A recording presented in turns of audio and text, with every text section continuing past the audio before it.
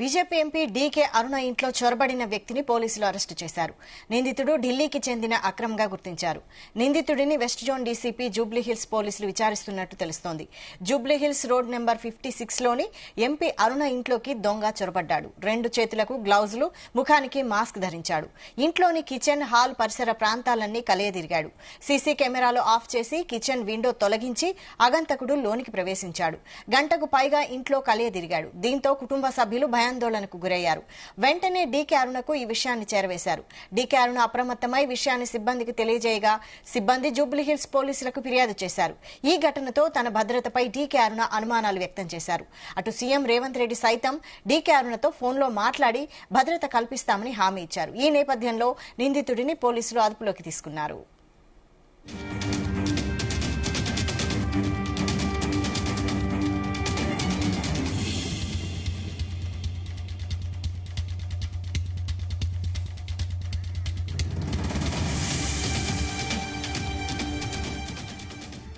ఇదే అంశంపై మరిన్ని details crime bureau chief Raviteja అందిస్తారు. రవితేజ.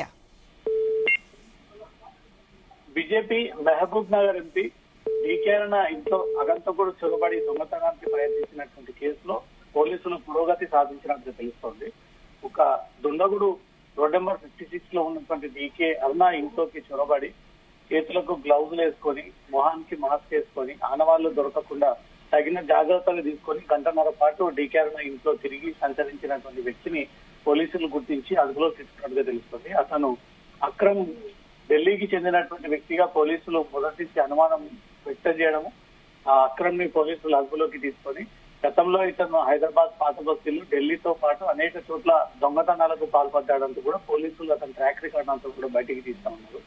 ఇప్పుడు ప్రస్తుతం west zone DCP Vijay Kumar, Jubilee Hills ACP ఇద్దరు కలిసి నిందితుని అదుపులోకి తీసుకున్న తర్వాత రహస్య ప్లేస్ కి తరలించి అతన్ని విచారిస్తున్నట్టుగా తెలుస్తోంది. డీకే అరుణ ఇంటిని టార్గెట్ గా చేసి లోపలికి వెళ్లి గంటన్నర పాటు ఏ ఉద్దేశంతో ఈ వస్తువులన్నీ కూడా చెల్లాచెదనం చేయడం, సీసీటీవీ కెమెరాల కనెక్షన్స్ అన్ని కూడా కట్ చేయడము, తను ఆనవాళ్లు దొరకకుండా ఈ చేతులకు గ్లౌజ్ వేసుకొని మొహానికి మాస్క్ వేయడం, ఇదంతా కూడా పకడ్బందీగా ప్లాన్ చేశాడు. అది డీకే అరుణ ఇంట్లోకే ఎందుకు వెళ్ళాడు, ఎలా రెక్కి నిర్వహించాడో, ఆ ఇంట్లో ఎంపీ ఉంటుందని అసలు ఆ ఇల్లు డీకే అరుణ అనే ఒక విషయం ఈ దొంగకు తెలిసిందా లేదా అనే కోణంలో కూడా అతను అదుపులోకి తీసుకొని విచారణ చేపడతా ఉన్నారు.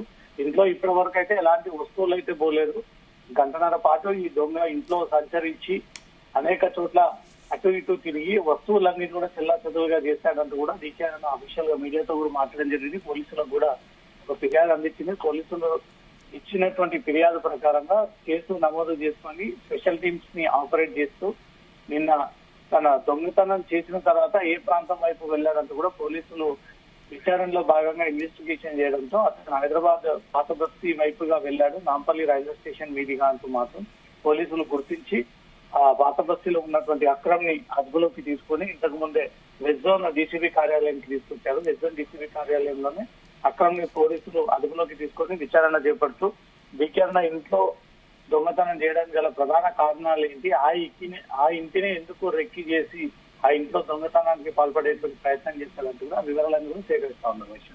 రవితేజ, అసలు దొంగతనానికి వచ్చాడా లేదంటే ఇంకేదైనా ఉద్దేశంతో వచ్చినట్టు ఏమైనా తెలుస్తోందా?